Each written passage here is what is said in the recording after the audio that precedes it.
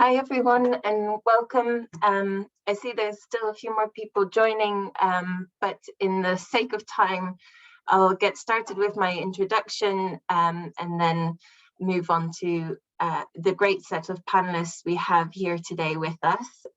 So just a bit of housekeeping before we start. Again, it's so great to see so many friendly faces, but also new people joining this webinar.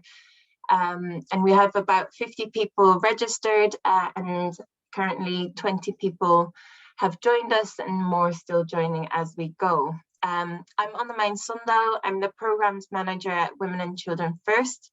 And I wanted to welcome you all to the webinar today.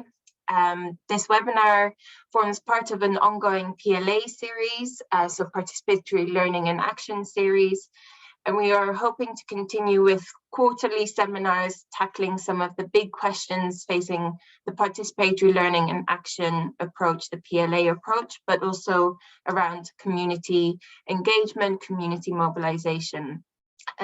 This will be the last webinar of this year. And we look forward to sharing more details about our next webinar in the new year. And you can sign up to our newsletters to receive updates regarding the webinars, which I'll share a link to in a moment. And today's webinar is focused on how communities can act together to prevent gender-based violence. And we have a fantastic panel of speakers. We have, to start off, we have Dr. Nayreen Daruwalla. She's the Director of the Programme on Prevention of Violence Against Women and Children at the Society for Nutrition, Education and Health Action in India, also known as SNEHA, and will present on the Project Tara, a cluster randomised controlled trial on violence against women and girls in urban India. And then we have Dr. Laura Brown joining us. She's a postdoctoral researcher at the University College of London at the Institute for Global Health. And she'll present on the EVE project, which is a research study to improve the evidence around preventing violence against women in the world's highest prevalence settings. And our last speaker, last but not least, is Suchitra Rath, who's the process evaluation lead at Ekjut in India, and she'll present on Ekjut's work on prevention of gender-based violence in Jharkhand, India. As we go along during the webinar, we would love to hear from you as well. So if you do have any questions, please put them in the Q&A box and we will return to them at the end of the panel presentations. So we'll go first, have all the panel presentations, and then we'll go into the Q&A session. But please do submit your questions as you are listening to the presentations. We also want to hear your own experiences and learn from you. So please feel free to share those too, using the Q&A box or the chat function as well. We're all friends here, so please don't be shy. And as I said, we'd really love to hear from you. Also, if you do have any technical issues regarding hearing, seeing, or communicating with us, and I can see someone has already raised their hand, my colleague Joe is on hand to support and help you with any technical issues. And as I mentioned earlier, we are recording this presentation as well. So, and the recording will be made available at the end of the webinar in case you would like to review it. And then just to kind of mention the PLA community of practice and how this webinar and webinar series fits in. As I said, it's a quarterly webinar series, which is the core component of the community of practice, which we've launched earlier this year. But there's also news that we put out around PLA, PLA forums, which will come soon, and a PLA library of resources, which we've recently added to the fantastic paper published by Ekjut and partners on their flag trial, the scale up of PLA in Jharkhand. So you can all find that there in the PLA library of resources. And yeah, so there's the link there we've added, so please do sign up and become part of the PLA community of practice, and it belongs to everyone interested in PLA, so please join if you haven't done so already, and share with anyone else who you think might be interested, and we will look forward to seeing you there. Before our speakers go on to present their work, I would like to just briefly describe the Participatory Learning and Action approach, the PLA approach, as some of those joining us today on this webinar might be less familiar with the approach, and it will be referenced in some of the presentations today. And I'll be very brief, but PLA is a community mobilization approach that really enables people with experience of an issue or context to share, analyze their situation, plan and take action collaboratively for social change. And it's an approach that was inspired by the commitment to the participation of people in healthcare after the Alma Ata. And it also drew on Paulo Freire's work, which provided insights applicable to health as well. Many health problems are rooted in powerlessness and would be addressed by social and political empowerment. But health education is more empowering if it also involves dialogue and problem solving with those who actually face the problems, rather than just message givings. And communities can really develop critical consciousness to recognize and address the problems that they face. It's a collaborative and community-led at its core, providing a sense of ownership and empowerment to the communities. It is a well-evidenced approach in terms of improving maternal and newborn health, but it is also expanded into different areas, which we explored in our previous webinar, which looked at also adapting PLA beyond maternal and newborn health for diabetes, for family planning, and more. And today we really explore how PLA, but also more broadly community mobilization approaches have been adapted to prevent gender-based violence. And we, just like, WCF is not an expert in gender-based violence, and just as the audience here today, we really look forward to learning from our experts today. And so on that note, I would like to hand over to our first speaker, Dr. Nayreen Daruwalla, for her presentation on the TARA trial.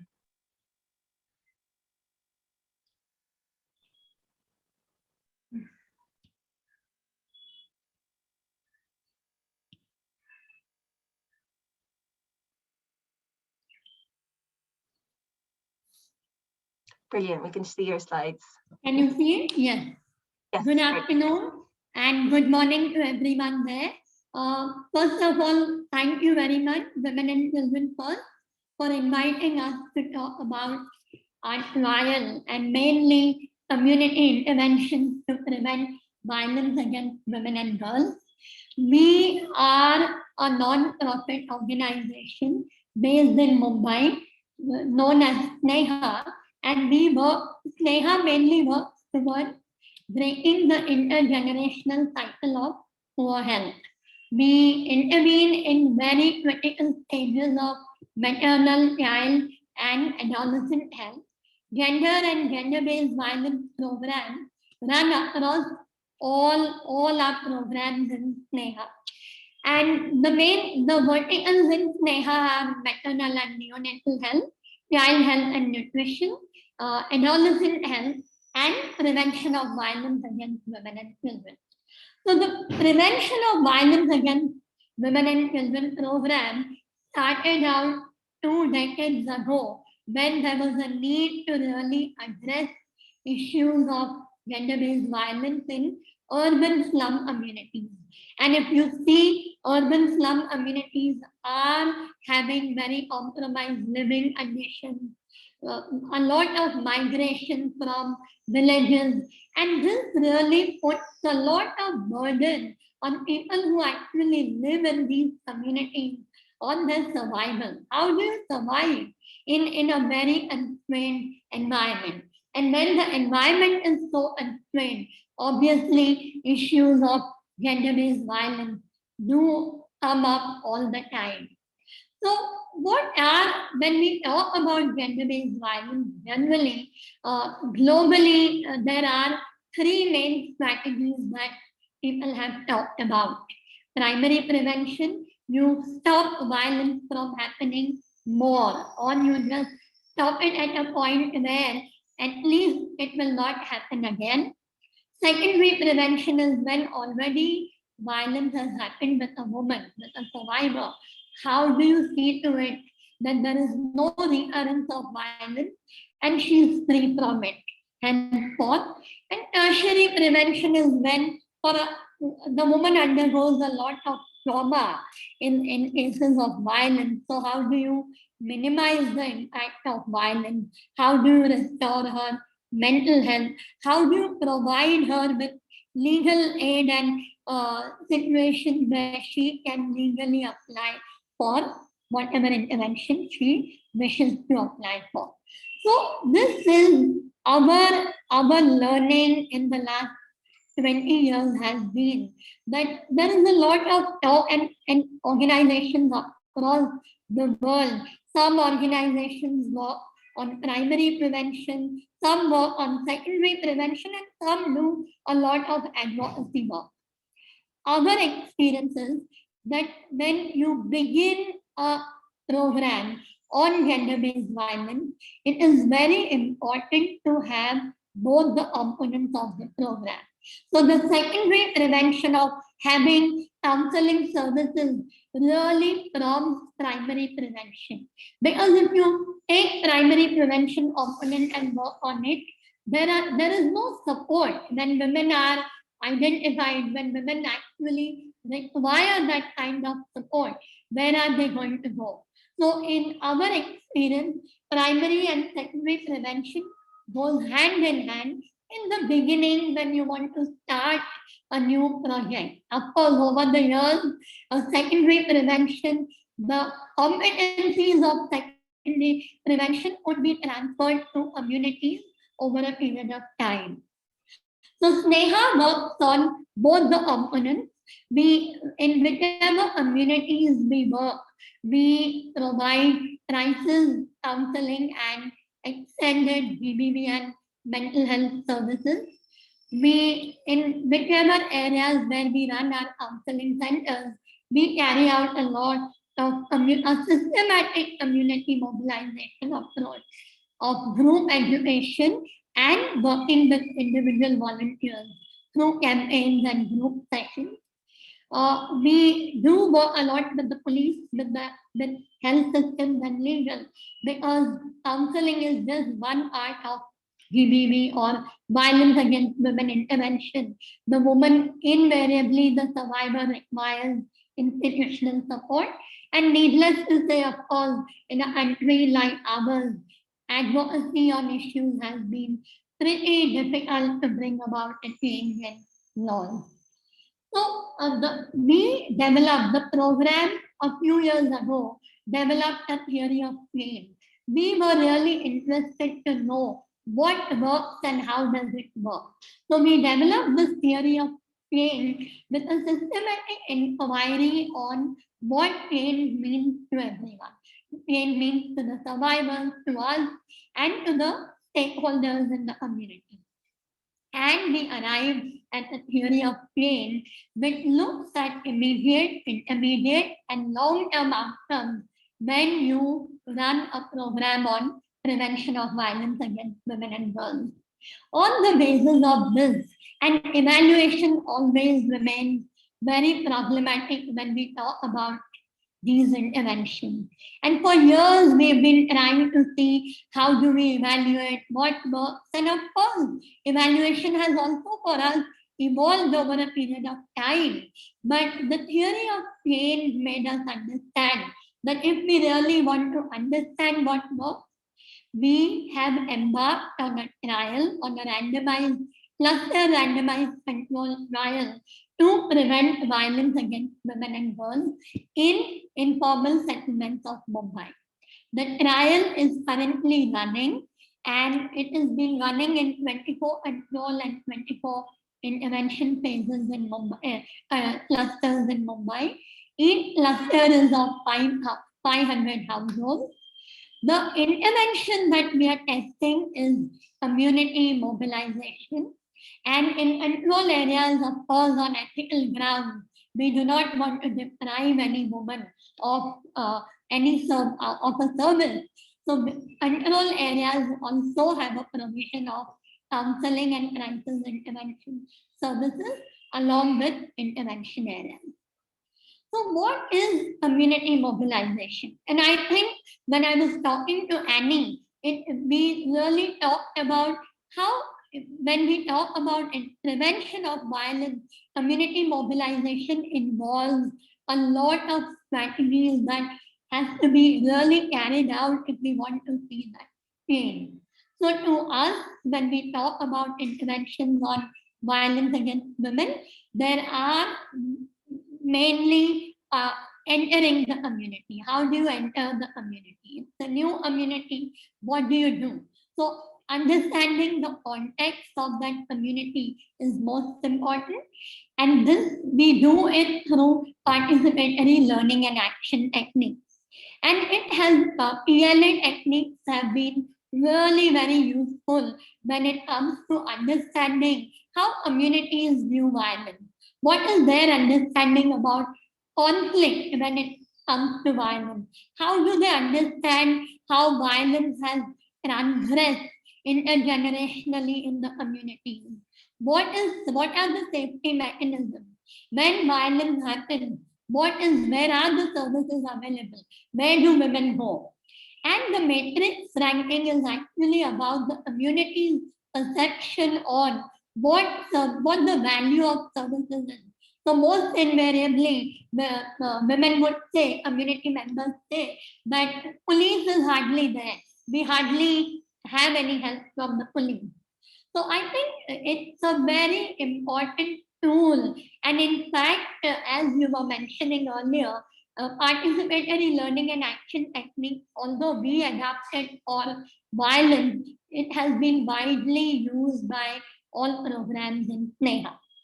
And once you do this, you actually explore the existing community structures.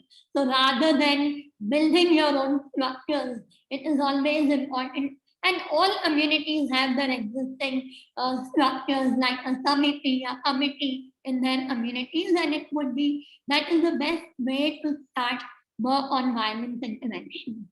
It automatically paves way to group formation.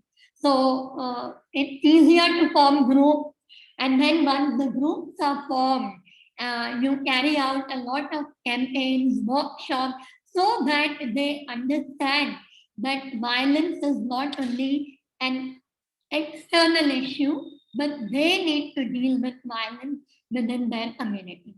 So our intervention in the trial is mainly women's groups, men's groups, and adolescent groups. Of course, women's groups, our main emphasis is on women's groups with our experience of so many years. And the group education sessions are carried out with women's groups, men's groups, and adolescent groups. The group education sessions are carried out in phases. So the first phase is of actually making them aware of what is violence against women. What is gender-based violence? They have absolutely, communities understand, but they do not have the knowledge and the know-how on how to go about when it comes to violence intervention.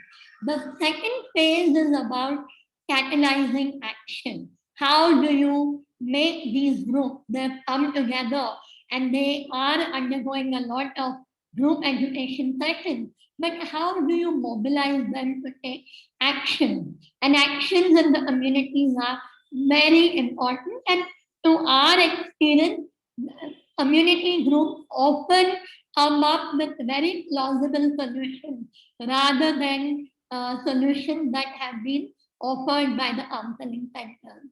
So the women's groups undergo a series of vision building sessions. The men's group undergo a series of sessions on deconstructing masculinity, sexuality, and our whole objective is how do we make them allies to the women's groups and the women volunteers. The women volunteers are mainly that emerge in almost in say in the second year of the intervention. The women volunteers emerge and they start taking action along with the group. And we have used very simple technological platforms for these volunteers to report violence, to intervene in violence, and to immediately help the woman out of her distress. Adolescent group, in our experience, primarily are used for campaigning. They have been really instrumental in carrying out drama, street theatre, and also, of course, we have had many instances where adolescents have been referring women to our counseling center. So this, our trial is on understanding how we can reduce domestic violence and intimate partner violence. Our primary outcomes would be reduction in physical and sexual violence and emotional violence. But one aspect of domestic violence, which is very important, is, and what women have reported in the last many years, is gender-based household maltreatment. And when they talk about gender-based household maltreatment, it is often their reporting and narratives are about control, neglect, and economic violence. And I think these very insidious and subtle forms of violence are something that we are looking at through our intervention. So what did we do? As I said, based on the theory of pain, we will be evaluating all the levels in the theory of pain. So the reduction in violence will be evaluated through cross-sectional surveys done in the beginning and at the end. The other indicators like change in program participants and survivors and in shift in community attitude on gender norms will be evaluated through data monitoring, database monitoring system, which the trial has been capturing for the last 3 years. So the existing levels of violence in here, I think what is interesting to see is, if you see physical, of course, is 13%, which is acceptable, and sexual violence in surveys, women do not report much. But if you can see, the emotional violence is 19%, and that again goes to show the survey has been done with more than 5,000 women, and again goes to show how emotional violence has been really one of the prime things women get really affected by. They talk a lot about their mental health and emotional violence, and this is something we hope to show or to throw light on in the coming years. Our group, we have formed in 24 clusters, intervention clusters. We formed 72 groups of women, 25 groups of men, and 25 groups of adolescents. Group members' attendance varies a minimum for women from a minimum of 12 to a maximum of 28. For men, it is 8 to 19, and adolescents is 12 to 22. But I think here what I would like to emphasize is, in an intervention like this, continuity is very important to bring about a change in mindset. And that is why in our projects, we emphasize a lot on how, at least in the group attendance, 70% of women remain with us till the end of intervention. Because then there is likelihood that you will be able to see a change. What happens when you start such an intervention? And what exactly, and when we were designing the trial, I think everyone almost told us that, but what will you do when there will be more survivors of violence reporting reporting to you? How will you show reduction in violence? And I think that's a very valid point, that when you do such an intervention, women who have never been exposed to violence interventions or to even knowledge of violence, suddenly there is a reporting of cases. And as you can see, from 2018 to 2021, at least till 20, there has been a steady increase in violent cases being reported. And 2020, there has been a steep rise in cases of violence reported, and that also can be attributed to COVID-19 situation, where women were in a lockdown, trapped in situations where they had nowhere to go and they didn't know how to cope with the situation. So again, here our intervention is that as and when we intervene, community groups and volunteers will be able to identify more and more cases of violence and will be able to provide some or the other kind of action or services. And as you can see, from 2018, you can see that almost every intervention and identification was done by Sneha community field staff. But as the intervention, we kept on running the intervention, there has been a change where our Sanginis and group members are now identifying cases of violence, referring them to our counseling centers and also providing them for psychological aid. What exactly do they do? What do community members do? So I think most important is talking to the survivor. Maybe in a better terminology, we can say providing first psychological aid. That is what the survivor wants at that point of time. And our community members, including our volunteers, have been able to, 92% have been able to do that. Others, 53% have arranged and linked them with Sneha counselors. And interestingly, 48% have negotiated with their families within the community. So I think what happens with the intervention is they get the confidence, they learn, they have the knowledge of legal laws, and this is what makes them more confident to intervene and to help the survivors of violence. Survivors registered with a counseling center. So there is a lot of discourse on this point, that whether we should be providing very technical counseling services to survivors of violence, or whether survivors of violence can be, their issues can be addressed at the community level. And I think what really comes out from a lot of research is survivors do not want very technical, formal counseling services. They prefer counseling services being provided in the communities. And if you see from 2018 to 2021, there is a steep decrease where you can actually see that the survivors registered with the counselors have gone down, also because our group members and our volunteers have been helping them within the community.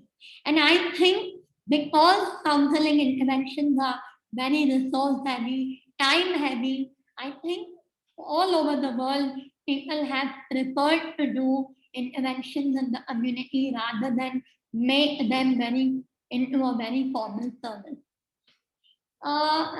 This is again very interesting, where you will see that from 2018 to 2021, the major chunk of cases are DV, domestic violence, intimate partner violence, and a combination of domestic and intimate partner violence. This is not new to us. We have run this program for 20 years, and the cases, our data of 14,000 survivors registered at the counseling center has again reiterated the same fact, that most of the time survivors who seek help have complaints of domestic violence, intimate partner violence and a combination of both in an Indian context.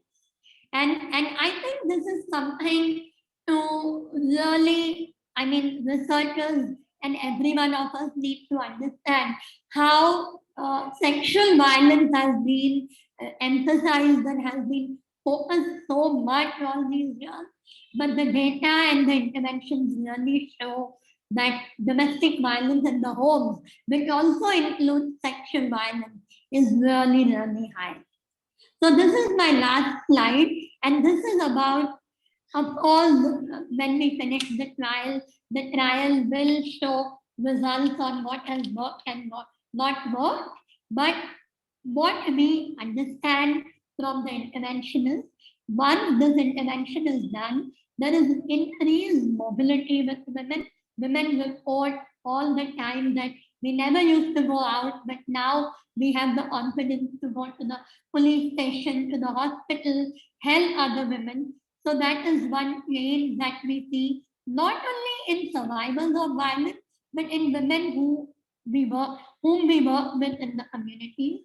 They get a sense of individual identity, which they never had, and the intervention helps them to build this identity.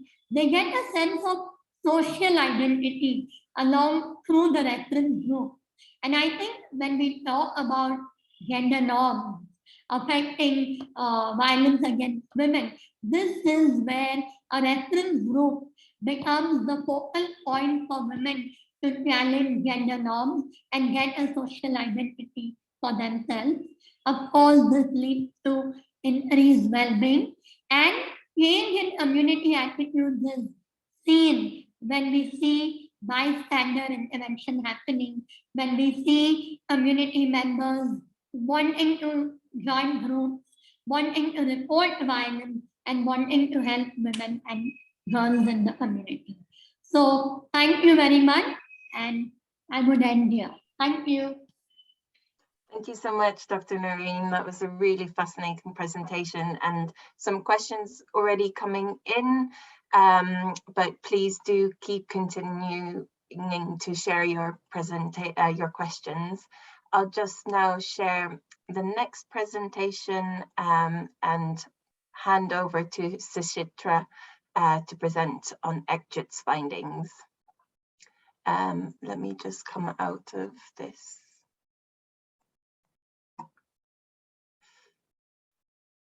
Are you able to see my screen? Okay. Let's see.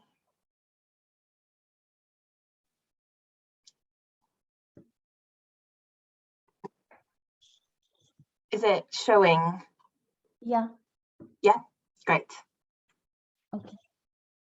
Thank you. Can we go in slideshow mode, Anu? Yeah, I am in it, but let me just, always some technical difficulties.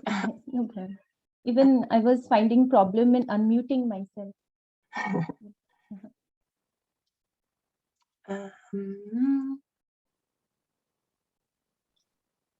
Yeah. There we go. Thank you. So thank you, Dr. Nayreen, for this fascinating presentation. And hello, everyone. A very good morning, evening, and afternoon, depending on the place from where you are. Let me take this opportunity to briefly introduce my organization, Ekjut, which means togetherness in multiple Indian languages. Ekjut has been working with marginalized and tribal communities living in some of the most underserved regions in India on the themes of survive, thrive, and transform to address maternal and child health and nutrition, issues with adolescents, and addressing gender-based violence through engagement with the communities and building evidence. Next, please. So in today's presentation, I'll be sharing about our experience and findings from the work done on engaging communities to address gender-based violence. Next, please. Let me start by giving a background.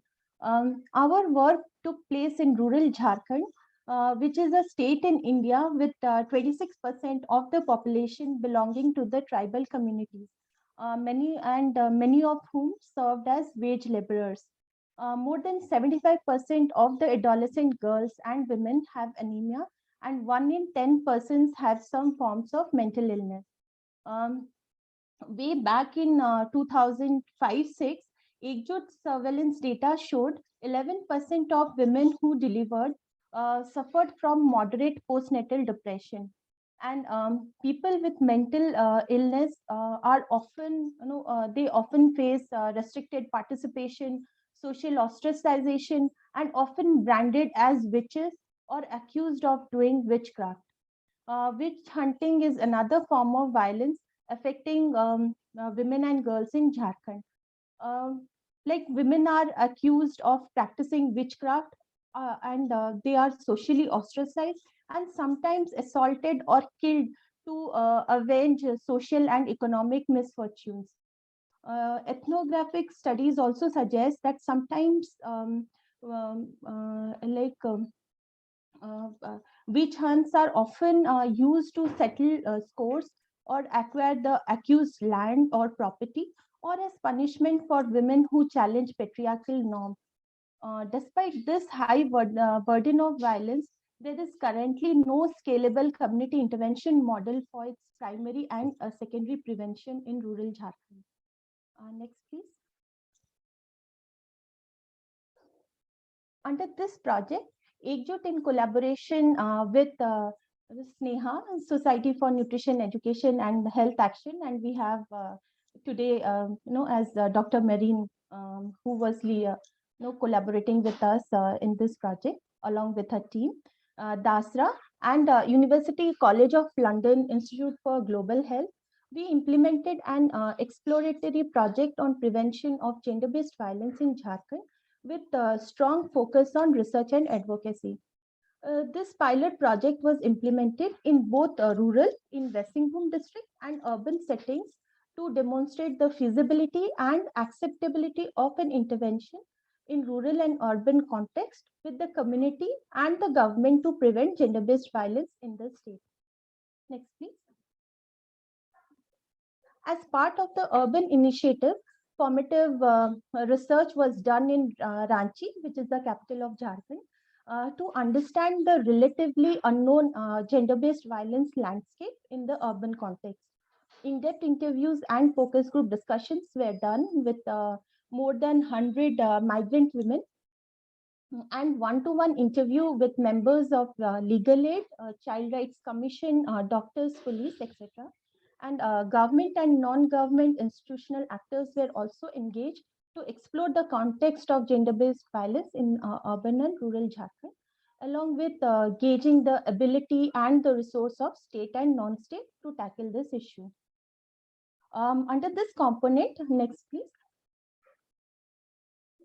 Dr. Nayreen and team from Sneha along with Ekjut colleagues, they also conducted sensitization sessions with police officers from across the state at Ranchi.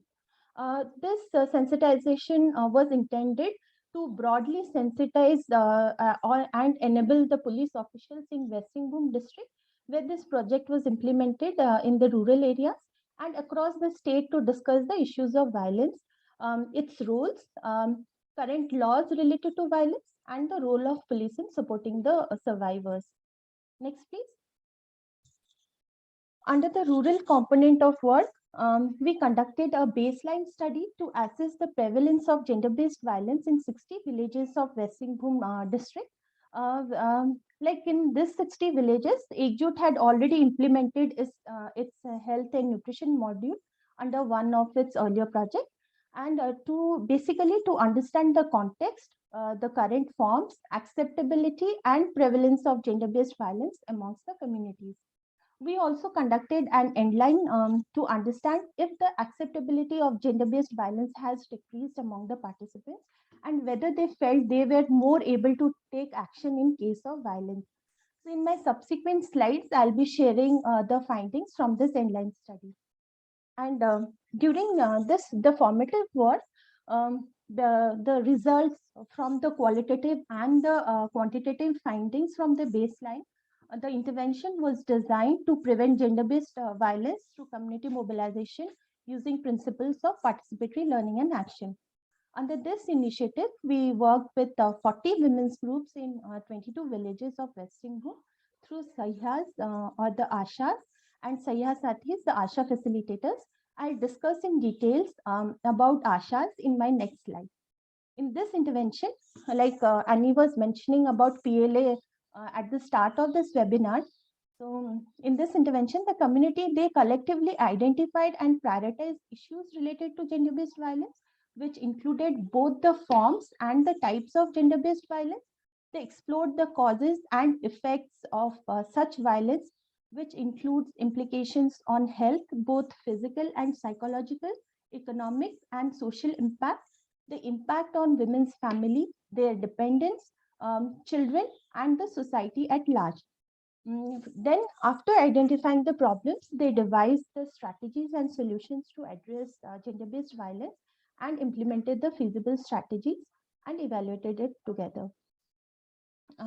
Apart from the PLA meetings, to create a mechanisms to tackle the gender-based violence and establish a referral system, the team engaged with local state authorities, like with the representatives from the Child Welfare Committee, the District Legal Services, police, and partnered with other NGOs.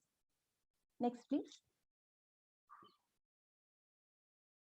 Ashas, or the accredited social health activists, as mentioned in the previous slide, also known as Sahyas in Jharkhand, are the interface between the community and the public health system.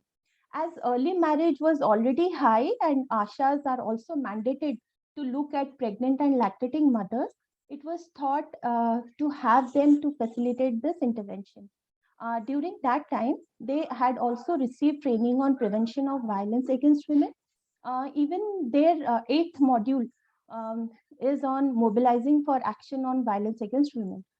So we took this as an opportunity to engage with Ashas and facilitators so that they act as facilitators for this initiative. Next, please. We collaboratively designed a cycle of PLA meetings to help women's groups discuss and address the issues of violence against women in their community. And these meetings, as I mentioned, were facilitated by the Ashas. The Ashas were trained in 3 phases of 3 days each, or a total of 9 days. All trainings were residential to allow ample time for group work and presentation, and also to provide an opportunity to receive feedback and address concerns from the community.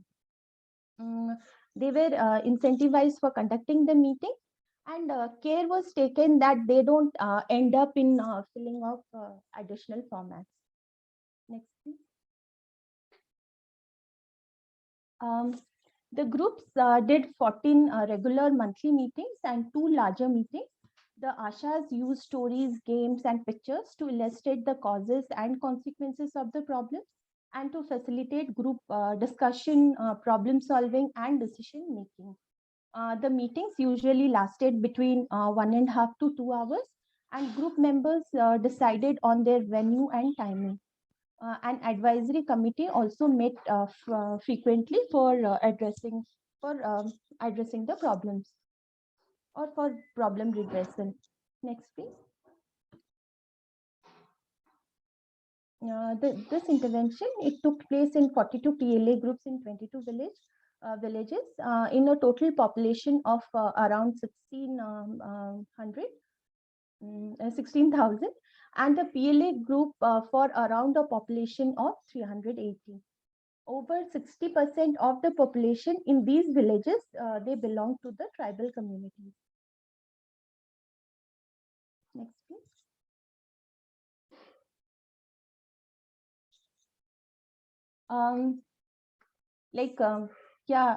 Again, I would like to mention that since Annie mentioned in detail at the start about the PLA approach, so I would not discuss more, rather describe the intervention for this initiative. In this initiative, the meetings in the phase 1 for this intervention included 5 meetings to assess the status of violence against women in the community, discuss patriarchy and unequal power relations between females and males. The meetings in this phase were designed to help the group members to identify the types of violence against women and girls in the community and to prioritize the violence related problems.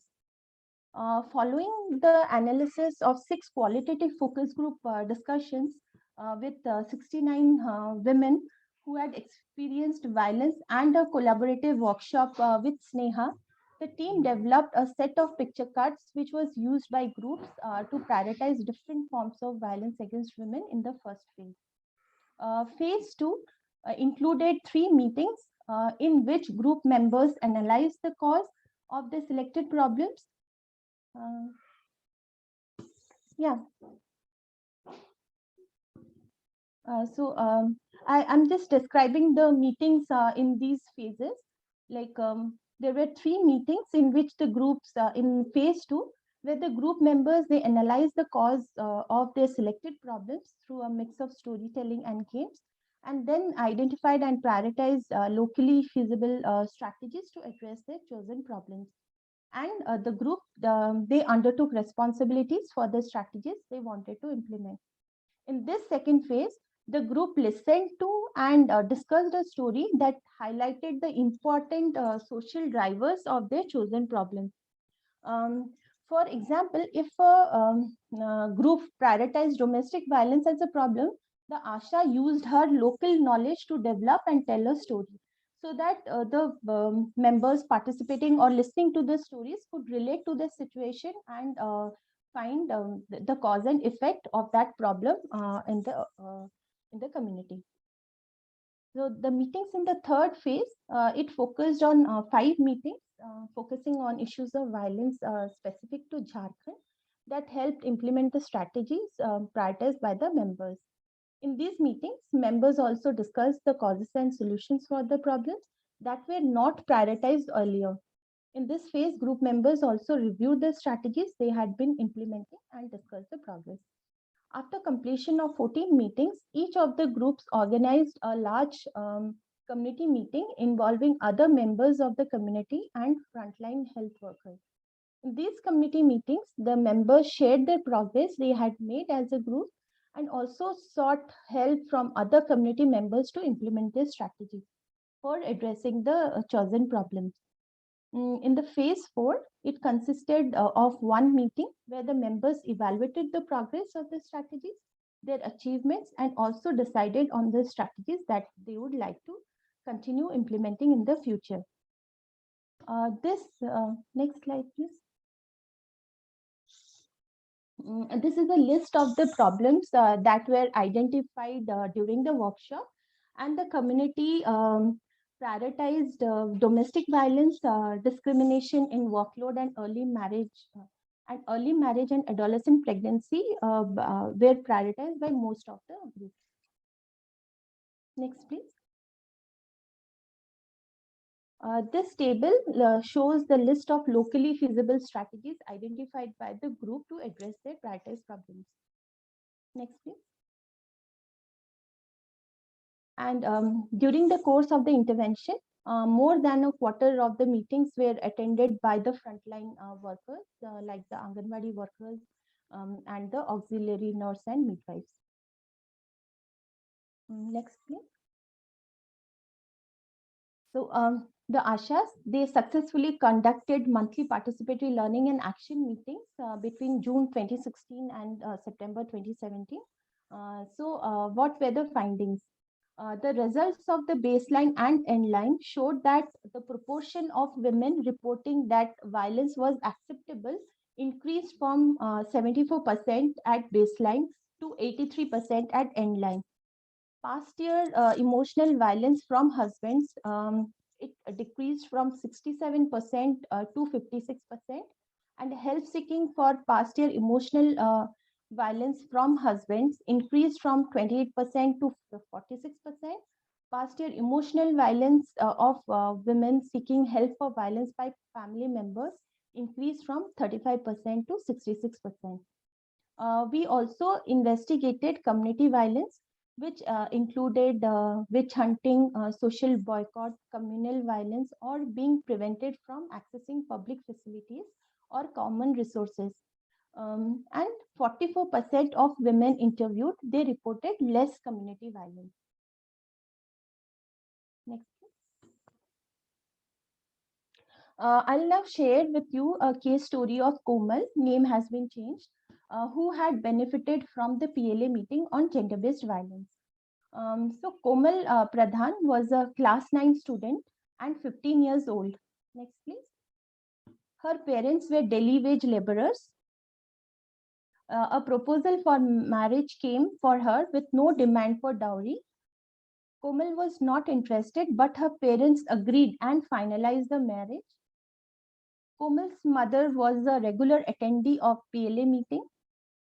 And when she was attending, there was a discussion by Asha and group members about the consequences of early marriage and pregnancies through a 7 pebble game or the Pithu game. While this discussion was happening, Komal's mother, she shared about the proposal in the meeting. So other members, they discussed and dissuaded her. One participant said that they would inform the Mahila Thana or the women's police because Komal was underage. Komal's mother discussed with her husband and they realized the consequences of adolescent marriage and proposal was cancelled immediately. Komal's mother was happy to share this at the next PLA meeting. And Komal continued her schooling and she secured first division in 10th and did her further studies. So for any case story, we categorize it based on what were the problems and what are the discussions that were initiated and what were the action taken and the visible change. So we have several case stories based on this format. Next, please. So from this intervention, we could learn that engaging with women, men and boys, along with women and girls, helps in the fight against gender-based violence. 16 months of intervention is too short a time as members need time to open up, report incidences, and seek legal help. And engaging with the representatives of the local governance system help in the implementation and seeking support in resolving cases of violence. Another lesson was that inviting local police officials helped in boosting confidence of the Sahiyas to fearlessly carry on their work and in seeking help from the police as and when required. Next, please. Some of the challenges in this intervention were discontinuation of meetings in a couple of groups due to seasonal migration, rescheduling of meeting dates because of Sahiha's engagement in other trainings or other activities, discussing about sexual assaults and physical violence in open still seen as taboo, and Dr. Nayreen had also mentioned that during her presentation because it is difficult to share it openly. And participation of men in meetings was ensuring their participation was a challenge during this intervention.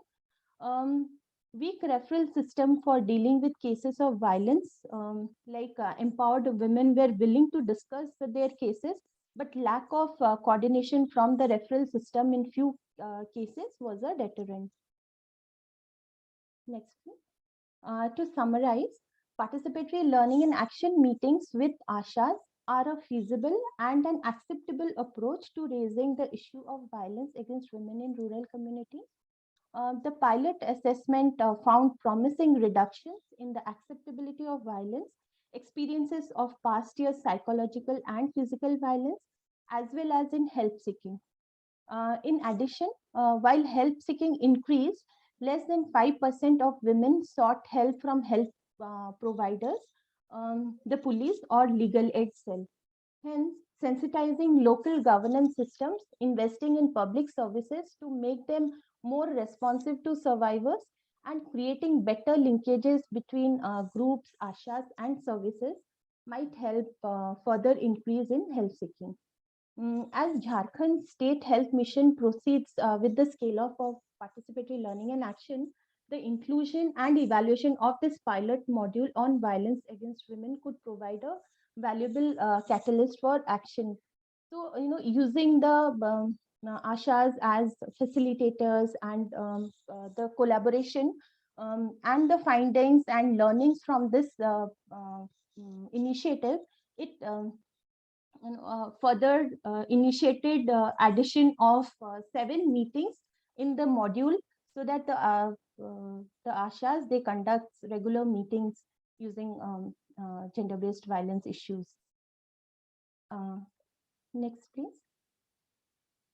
This initiative on the role of Sahyas in preventing violence against women using PLA approaches was also presented by the National Health Mission Jharkhand team at the 5th National Summit on Good and Replicable Practices and Innovations in Healthcare System. The paper was published in BMC International Health and Human Rights. The link is provided in this slide. Thank you. Thank you, Suchitra. That was a really great presentation, and moving to hear a story and see it kind of presented in that way. So I'll move on to, in the interest of time, our next speaker, and apologies for changing the order. But yeah, please, I'd like to introduce you to Dr. Laura Brown, who will present on the EVE project. Hi everyone, just trying to share my slides.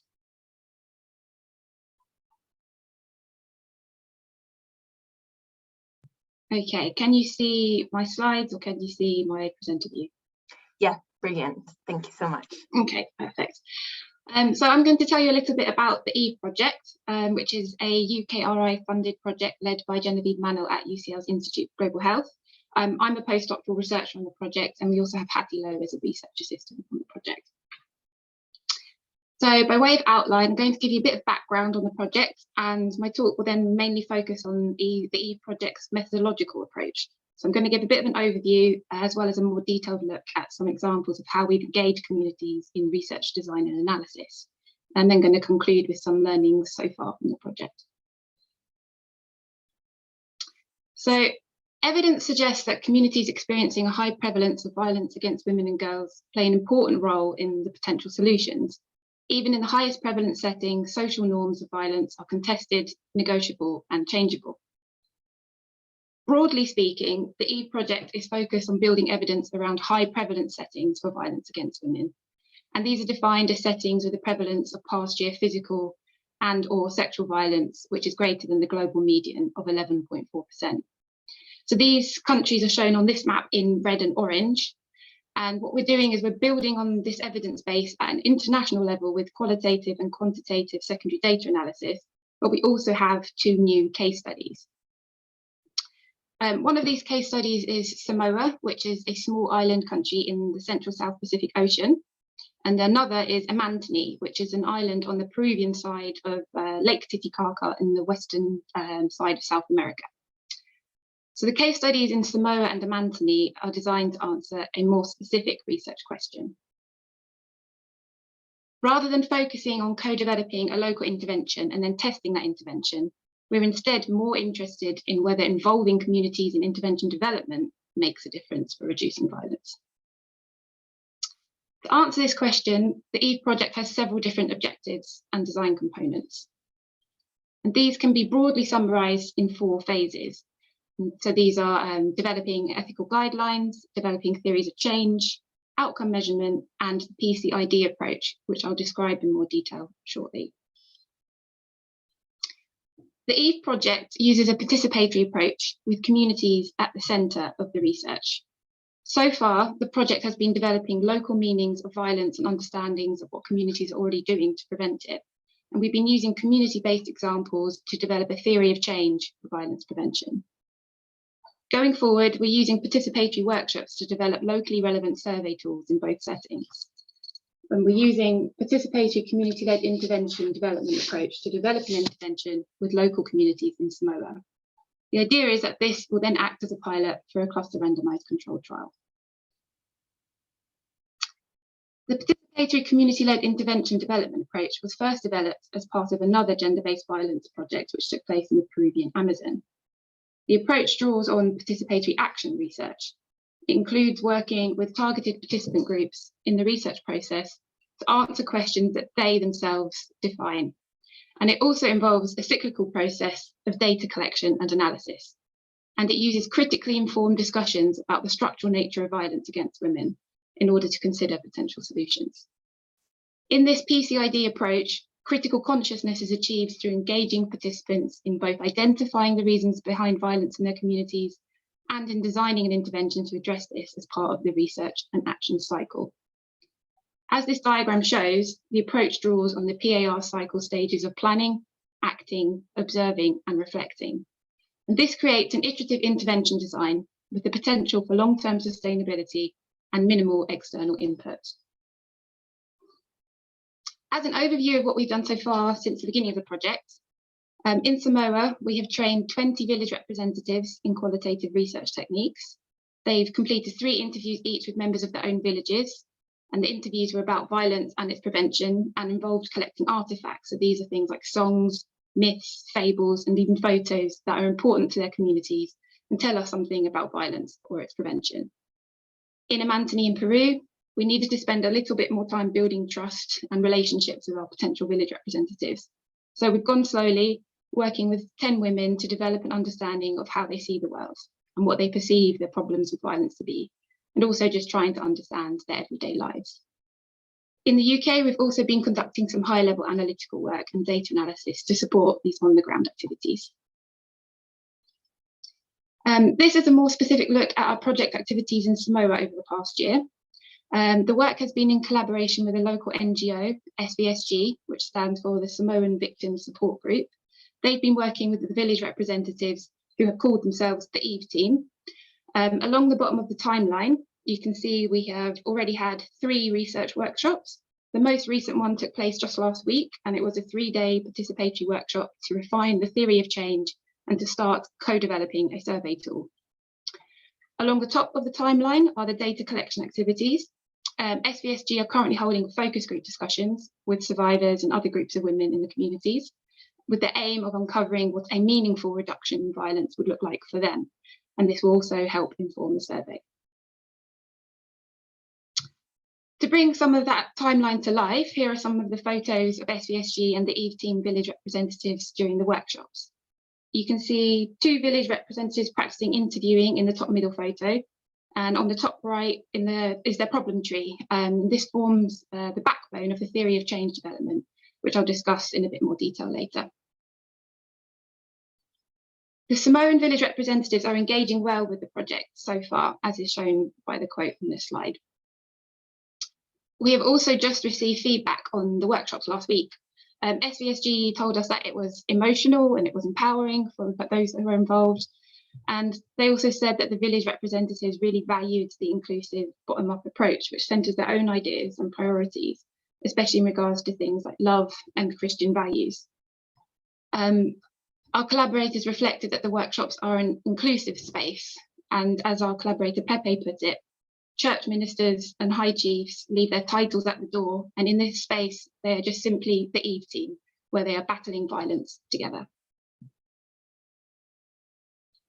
Meanwhile, in Amantini in Peru, in collaboration with HAMPI, our Peruvian research partners, we've had several participatory workshops over the last year. In terms of data collection, we started the year with key informant interviews to understand the services that are available to local women experiencing violence. HAMPI have also carried out life history interviews with the village representatives, and we're currently analysing these using a strength-based perspective. The same village representatives will also take part in focus groups on meaningful change later on this month. So here are some photos of the Amantini village representatives and some of their activities. So on the bottom left, we've got an example of the life history timeline where you can see there are stones and rose petals, and the stones represent negative experiences in the life history and the petals represent positive ones. And we can also see that the problem tree showing interrelations of different issues women are facing on the island on the bottom right.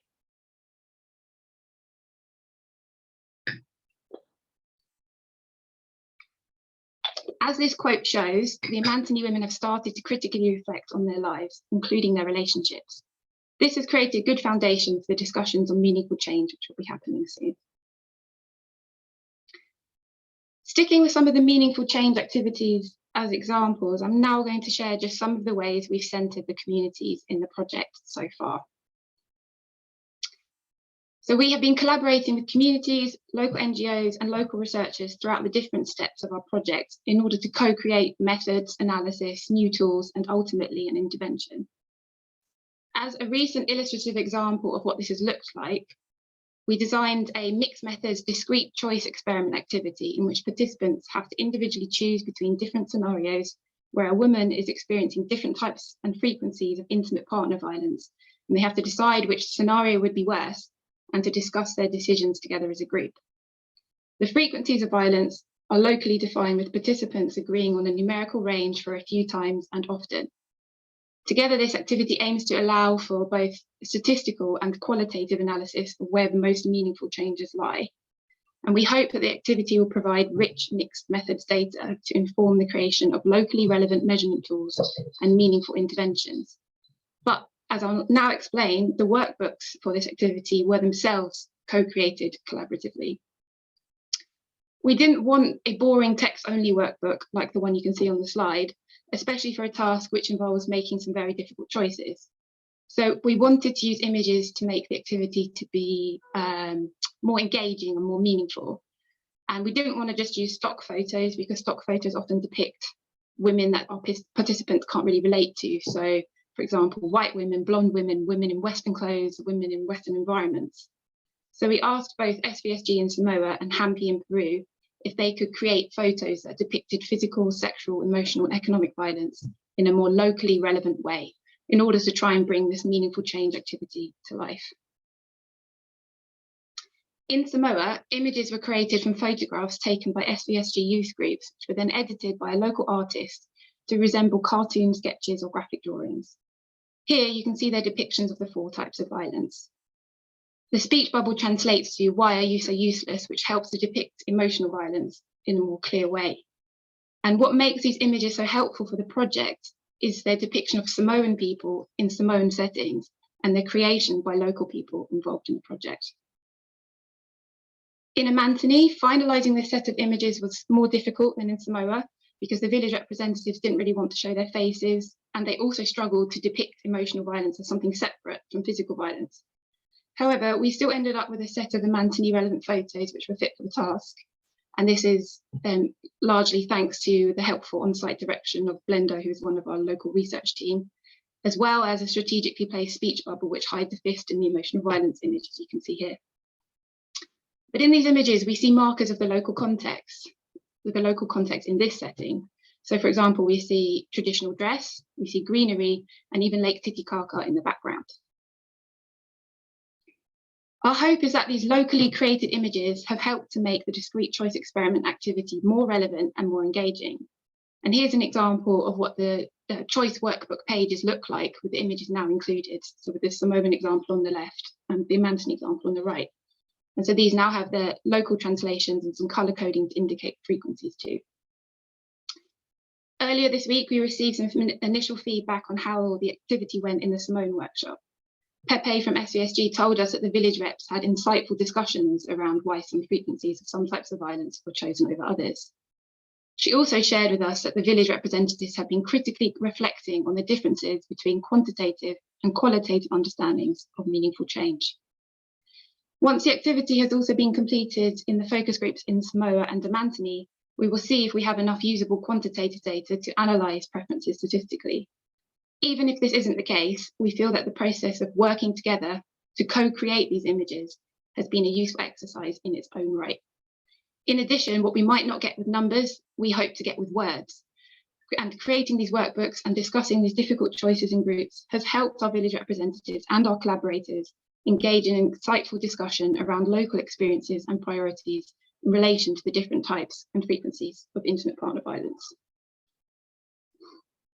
As another example of bringing communities into research, I'm now going to describe the iterative process of theory of change development in Samoa. Learning from the interviews that they conducted in their villages, the 20 village representatives and 10 village mentors began developing problem and solution trees in the community workshop that was held back in May. After this workshop, they then shared their problem and solution trees in community meetings, and they finalised them with the input from wider community members. In last week's workshop, participants were presented with a comprehensive list of problems, solutions, and ideal world examples, which were brought together from the interviews, previous workshops, and the community conversations. In this way, the options were all locally derived and grounded in the data that had been collected so far. In the most recent workshop, the participants used this community-based and co-created list to work in groups to make connections between problems, solutions, and ideal world outcomes. This process has shown us that it can take time to effectively develop a theory of change, and that several interconnected activities can be helpful. Although we had initially hoped that a workable theory of change would be created in the workshop back in May, we've learned that a more iterative and collaborative approach, combining initial local ideas, external researcher interpretation, and localized validation, has provided more effective means of co-construction.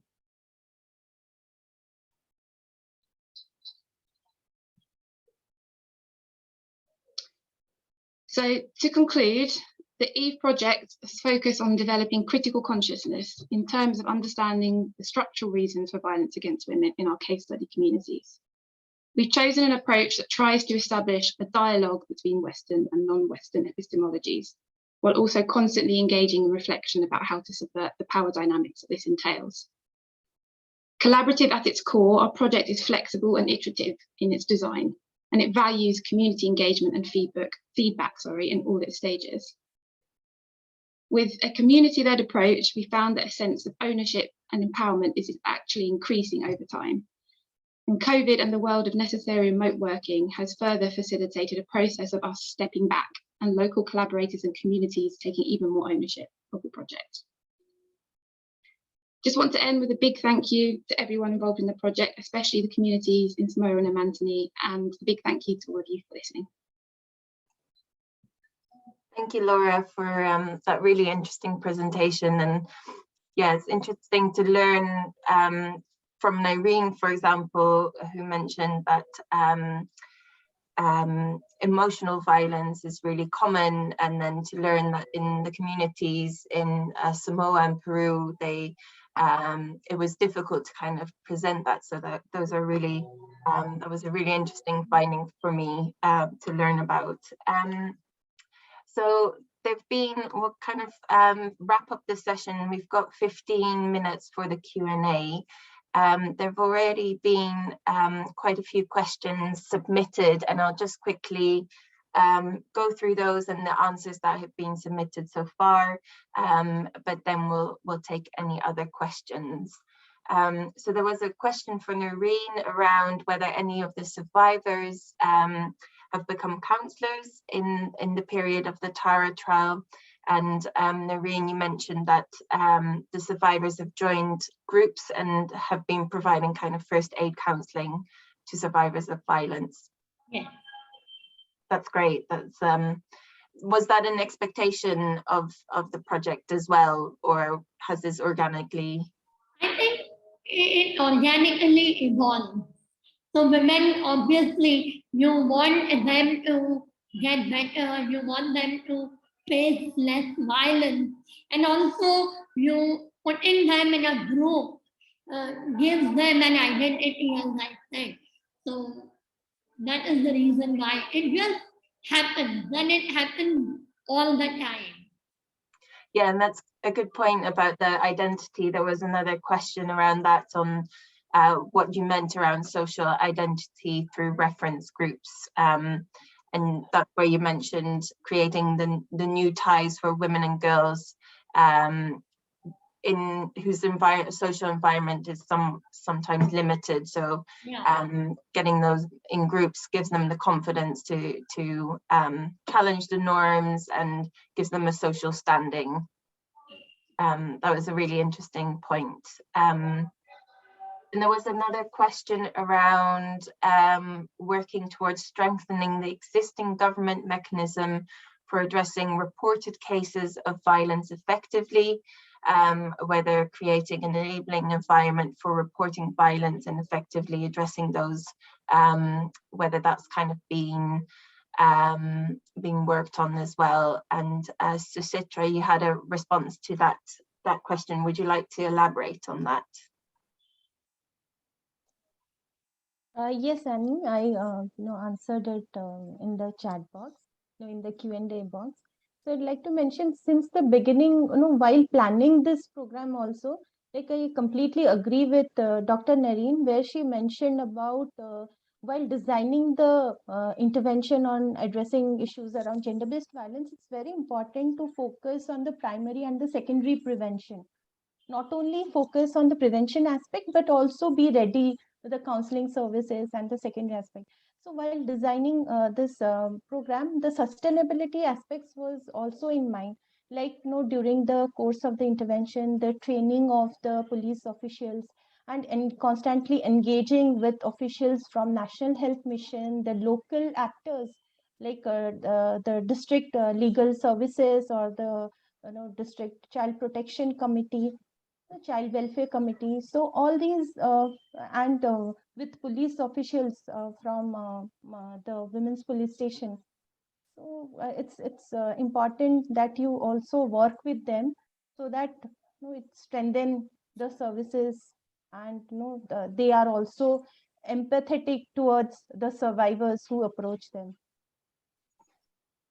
Yeah, and this is yeah. Go ahead. No, I was also mentioning about the meetings, being carried out by the Ashas in the field on issues around gender-based violence. And so the government is also taking ownership and understanding this issue. Thank you very much for your response on that. And yeah, seeing across your presentations, this is something that there's definitely a link between the kind of community work as well as really engaging with these important stakeholders on the other side as well. There was also a question for you, Laura, on whether a theory of change has been established throughout the process or whether it was already established. Yeah, so by design, our theory of change is driven by the communities and is created by the communities. So what I tried to show in the presentation was that it didn't happen as quickly as we thought it would, and it's still an ongoing iterative process. And so we're still waiting for the final report and data out of those workshops. So that should help us have a clearer idea of the community-driven approach and solutions to this theory of change. So they've combined their ideas, both as the village representatives and in wider community meetings and in these two sets of workshops to really sort of finalise those. So we'll have a clearer understanding soon of what that actually looks like. Amazing, yeah, and really great to hear that that again is a very iterative process, co-created and community-led. I think those were the key terms that really stood out to me across all of your presentations, which is that kind of building that critical consciousness, getting the community to create their solutions or be involved in the research element and just collaborate together. So yeah, I think that was really, really interesting. I think I have a question as well, and Nayreen, you already kind of touched upon it, but of course, whether, I know Suchitra, this work finished before COVID hit, but yeah, what really has the effect been of COVID, and how has that affected the work in communities? So this is really for Nayreen and Laura, and if so, what were, yeah, how did you kind of go about that within the work? Shall I go ahead? Yeah. So I think, as I said, COVID-19 really affected women, and our own in Sneha, every year we used to have about 3,000 cases being registered in all the counseling centers. But in COVID time, we had over 5,000 cases registered in a year. So of course, we all know that the prevalence increased a lot. When it came to handling such a situation, it was hard in the beginning because there was no physical presence.